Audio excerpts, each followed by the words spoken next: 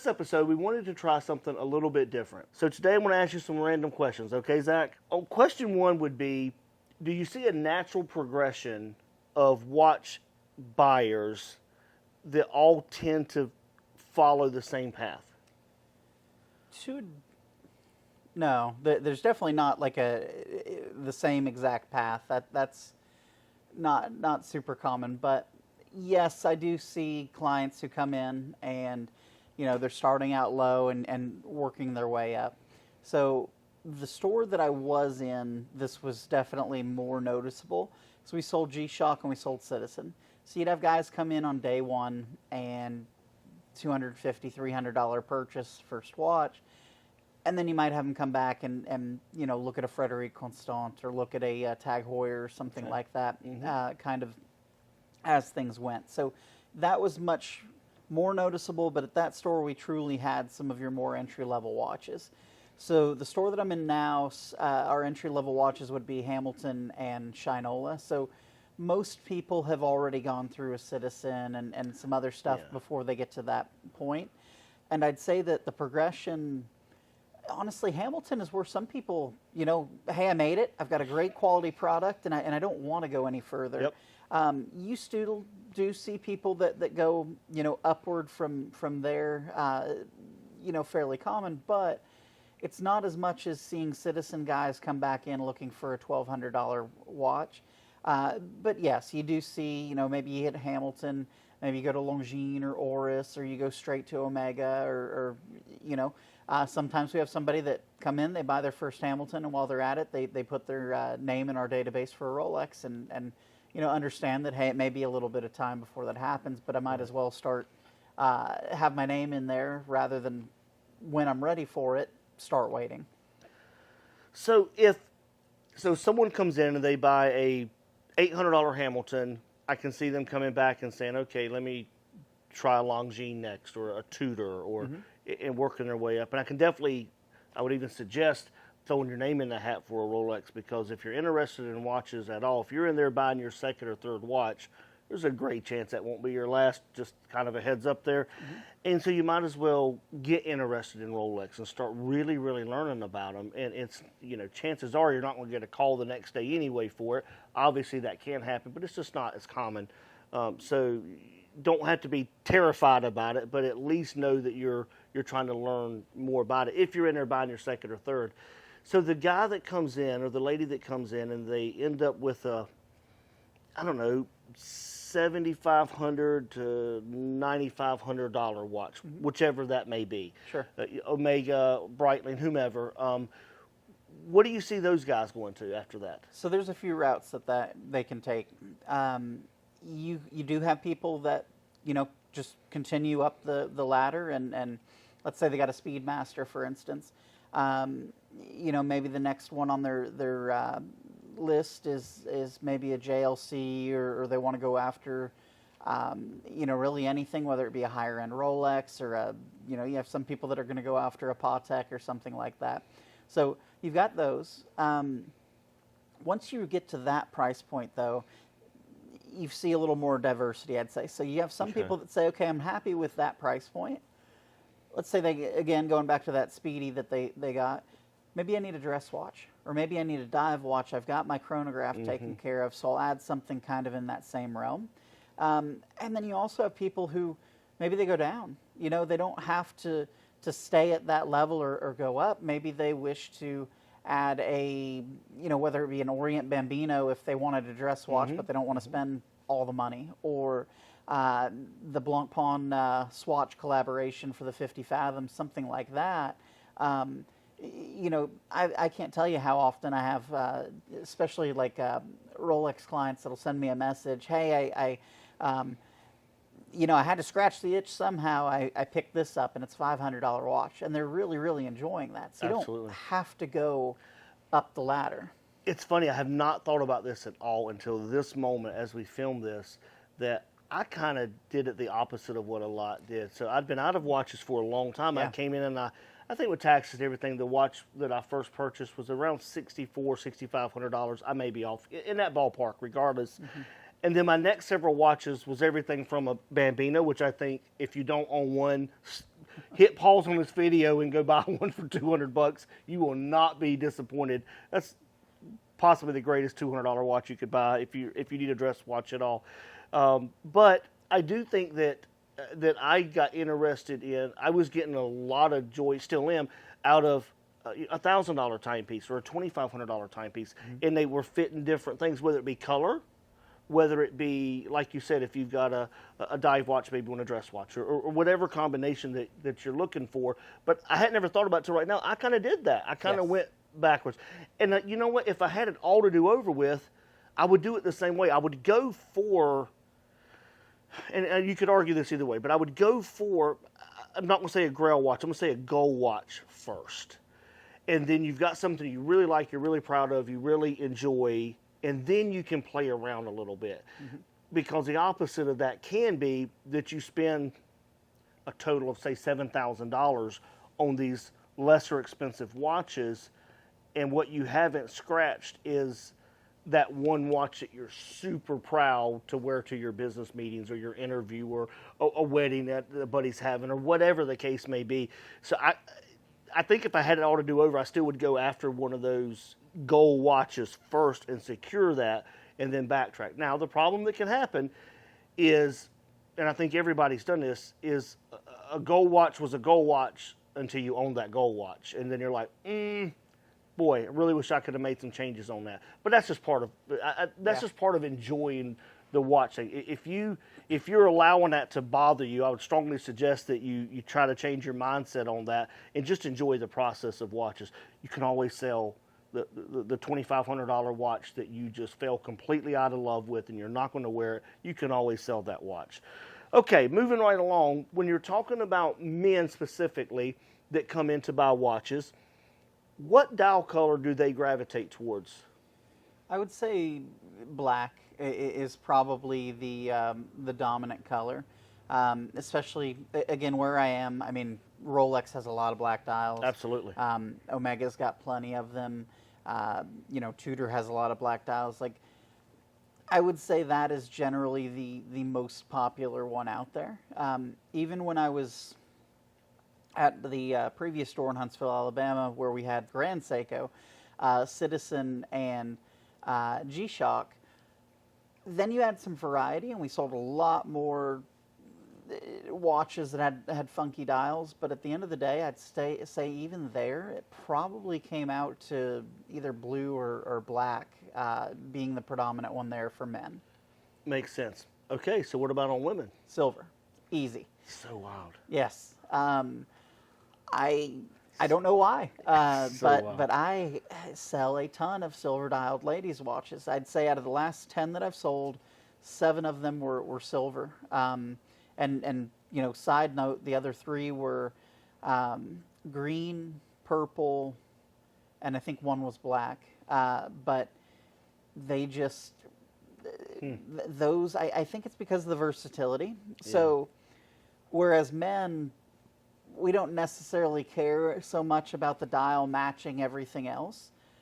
Women, I think, care a little bit more about, does my jewelry match? Yeah. Does this complement? And silver is such a safe color that I think that plays into why that happens. Absolutely true. I'm curious on this too. If a lady comes in and she's buying her first, real watch, so not a fashion watch, but a true timepiece, and she picks a silver dial, and then you see her 6 months later, is she staying in that safe zone of silver, but picking a different style or different type of watch, but staying in that color frame? Or does she come in and go, hey, in her mind, I wear this watch with these outfits, but I really want this because I normally, my wife wears one color definitely more than she wears other colors, so she would be thinking of it that way. Do you see it that? How does that work out? You see, I very, very rarely sell the same dial color to a woman. Okay. Whereas to a man, that happens all the time. Of course. I've got a gentleman that's at the top of my head right now that has bought 4 watches from me, and they've all been black dial. And honestly, to me, I'm thinking to myself, my gosh, let's get some variety in there. But that's just, he stays in his lane. He knows what he likes, and that's what he goes for. But women do say, okay, this is going to be, either my neutral color, or I'm going to wear this one when I'm wearing, whether it be pinks and reds, and then I have to have another one when I'm wearing blues or greens or whatnot. You do see more thought go into that when it comes to women. So it sounds like women are definitely more drawn to the fashion side of it first. Yes. Okay, which makes perfect sense. I mean, it absolutely makes sense. And also, one other thing that'll come into play there too is how dressed up is the watch. So, for instance, if a lady buys a diamond bezel, diamond indice, date just, that is more of a statement piece. I mean, there's some people that are going to wear that as a daily wear watch, and there's nothing wrong with that. But most people think that's more of a special occasion piece. Sure. And then they feel a need to have, a more casual watch as well. Whereas, again, men, I don't know that we really put that much thought into it. We just buy what we like. Buy what we like. We'll buy the outfit to match a watch afterwards. Like, oh, I don't have a shirt that matches. I need to go pick up a great shirt. Yep. Okay, so then moving along to another part of the watch is the strap. What is if you had to guess, what strap or bracelet type do you sell the most of, you think? So I sell more bracelets if we're talking just, whether it be a leather strap, rubber strap, NATO strap, or a bracelet. I move more bracelets than anything else. And, that does have to do with maybe to a degree the salesperson having some influence there, because if I'm helping a client and there's any inkling that they're going to want to wear the watch on a bracelet as well as a strap, I advise them to go with that bracelet, because it's always less expensive to get a strap than it is to go out there and buy a bracelet. So that would be our number one.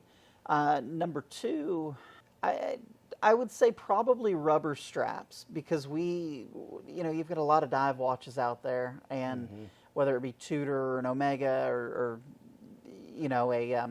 every once in a while a precious metal Rolex on an Oyster Flex, you're going to get a rubber strap for those.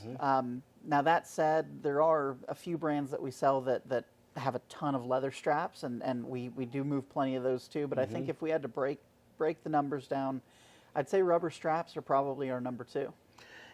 And I would say you just described me to a T. I'm a toss-up between liking the metal bracelets versus a rubber strap. I really am. I mean, I'll go 6 months, and that's not true. I'll go 2 months where I really like the feel of a rubber bracelet, of a bracelet, and then I'll go 2 months where I feel like, man, the rubber strap is a better feel. So I bounce back and forth too, but I think possibly where we're located plays a little bit of factor in that, because you can be in Nashville, Tennessee and buy dive watches for sure. You can be anywhere and buy dive watches, but where we're located, we are literally surrounded by the Atlantic Ocean and the Cape Fear River, so and a bunch of ponds in between. So we're surrounded by people that are taking their watches out in the water or around water. And on top of that, just being in the southeastern United States, humidity is high. Yes. Leather straps and humidity don't do that well together. So that can also influence people, because they know they're going to ruin a strap. And,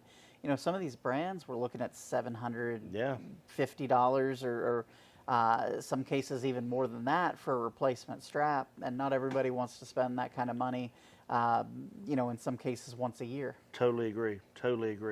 Okay, so let's talk about something we haven't really spoke about too much, and that's money. When selling watches, I'm just curious, we spoke about this a little bit the other day. If I put a price tag out of $3,000, so $3,000, do you sell more watches above $3,000 or below $3,000?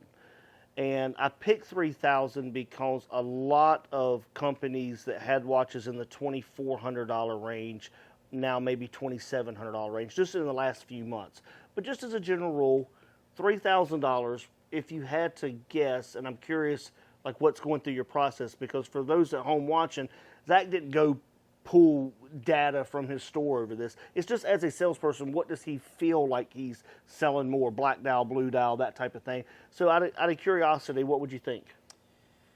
So I would say that we sell more watches above the $3,000 mark at my location. But Again, so Shinola, Hamilton, Oris, Longines, Tudor, Tag Heuer, Breitling, Omega, and then Rolex. So out of all of those, I've got three brands, four brands that even have watches that are under that, well, I guess five under that price point. But some of those don't have a lot under that price point. Oh yeah, right. make like 2 or 3 maybe. Right. So with well, that let's talk about said- that for just a second. I didn't mean to interrupt, but so we know Hamilton obviously has some amazing watches under $3,000. Oris has some great watches under $3,000. Longines. Yep. I can only think of a couple tags that are under 3,000. They're going to be quartz. Yeah, they're going to be quartz, but they're still, you know, if you don't mind, I've got a quartz tag that I absolutely love. It's the Gulf And tag. actually, I believe even with the recent price adjustments, I think that their Formula One with the anthracite dial that has, I believe it's a Sleet SW200 in it. Right. I think it's still just a hair under 3, so even that would be in there. Okay, who And then- else? so actually Tudor, you've got the 1926. Some of those are going to be sub. Just under, yeah. Yep. So That's a great watch for under it $3,000. is, for sure. Okay, so yeah, that's so over that is where you think you sell more. I would say just based on what we have in the store. Yeah. Like again, Tudor, you have very few SKUs that are going to be under 3. Right. Tag, the same case, and then there's nothing from Breitling, Omega, or of course Rolex, that are going to be sub that number. So with that said, I'd say that we move more over it. Now, the door that I came from, while it had Omega, Grand Seiko, Breitling, Tag Heuer, it had some good brands in it. It also had G-Shock and Citizen. And I think when you have true entry-level brands like that, there's no way you're moving more higher-end pieces. No, I get that completely. Okay, so we're almost to the end. I've got 2 more to go. How did you learn, when you became a salesperson for Reed's, how did you learn the products that you sell? So I'll tell you, the day that I walked in to our Huntsville location, this was almost 6 years ago now, you walk in that front door, and the way that store is set up, the entire left side wall is nothing but watches. And there's 2 islands in the center, and then you've got a right side wall. Well, and the second island in the center has Frederic Constant, Citizen, and G-Shock, and then we've got our higher end brands on the far left wall. Well, I could tell you whatever you wanted to know about most of those brands. I was in my element there. I had no idea about diamonds or colored gemstones or anything about the other jewelry.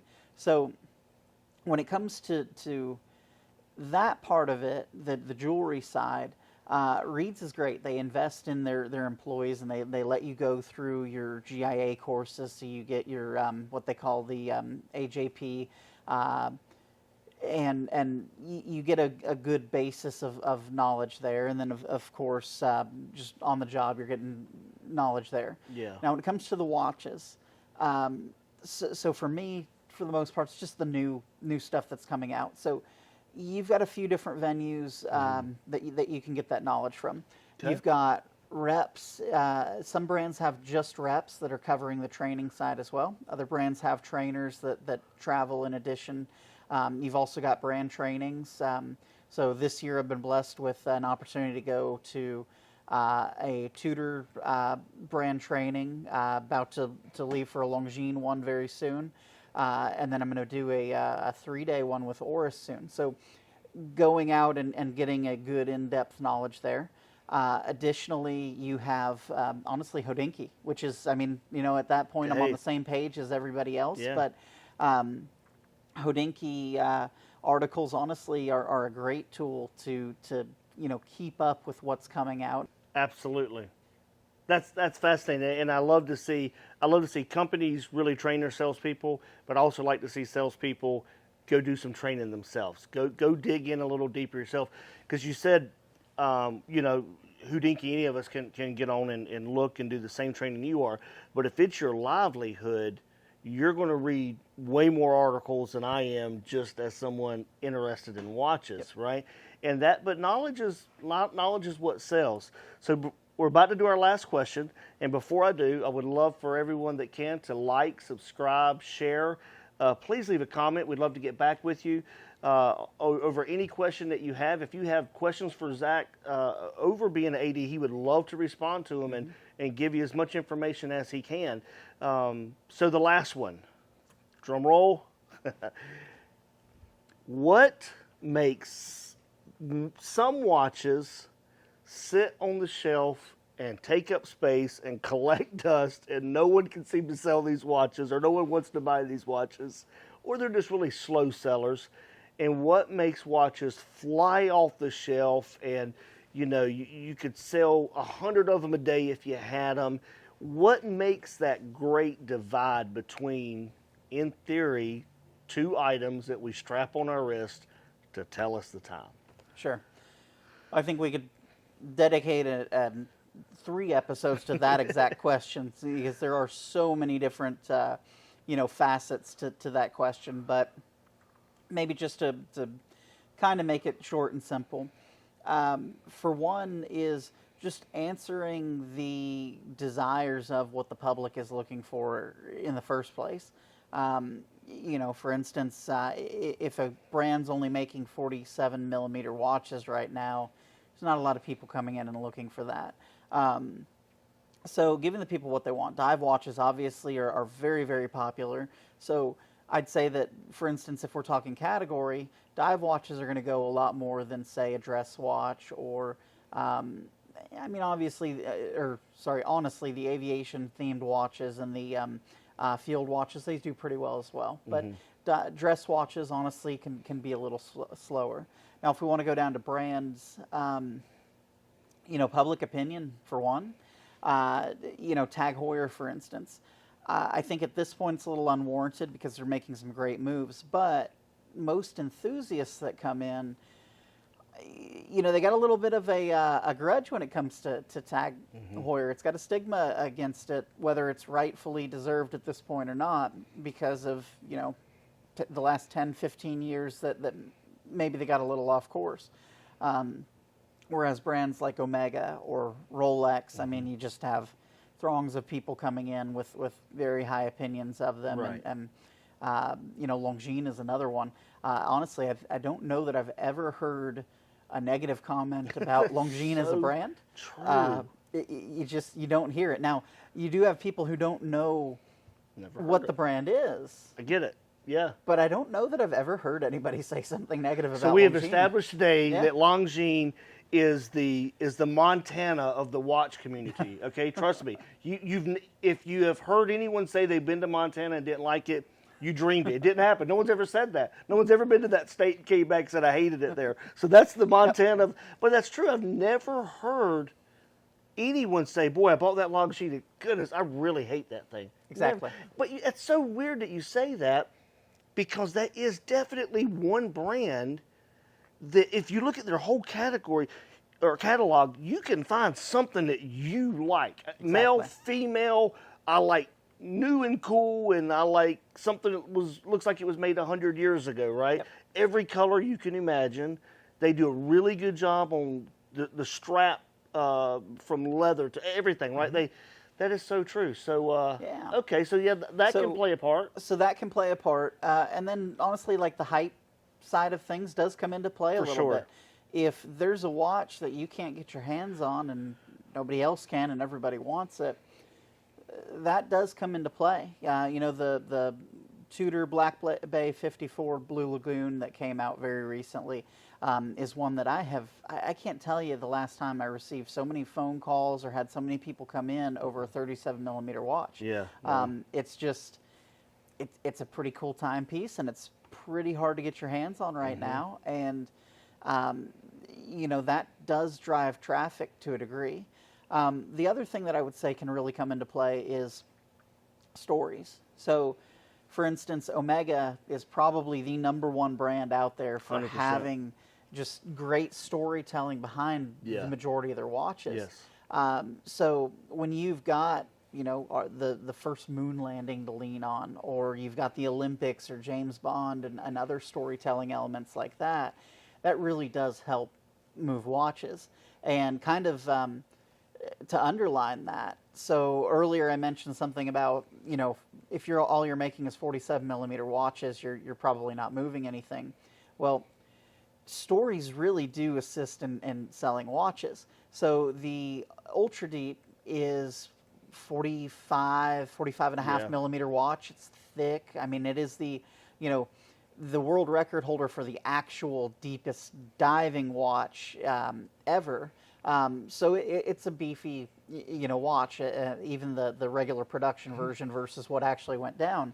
And I sell more of those watches than I do DeVille Prestiges and Constellations, because there's an awesome story behind that watch. I mean, there's a lot of cool things that you can touch on and talk about.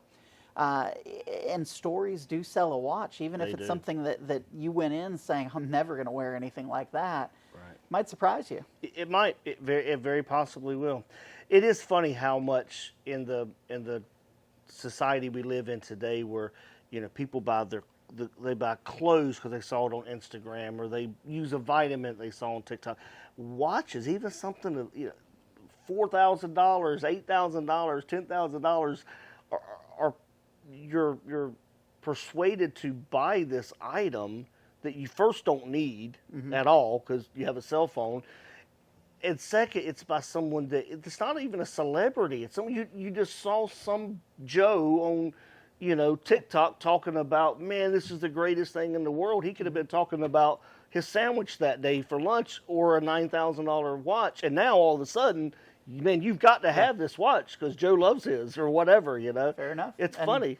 Honestly, I could say even the YouTube side of things. So, 100%, man. Tim Mosso turned me on to the Ball Magneto S, and I just think that it is a really cool watch that I will have in my collection at some point. And I never would have known anything about it if it weren't for, Tim and, Teddy, of course, has just a huge following. And I would say there's probably a little bit of a Teddy effect out there. Yeah, for sure. Shout out to Ball, by the way. I have several. I like them. Great watches. We really appreciate y'all watching. We would love to communicate with you in the comments. And Zach, thanks for answering them, man. Thanks for taking them. We'll talk to y'all soon. Thank you.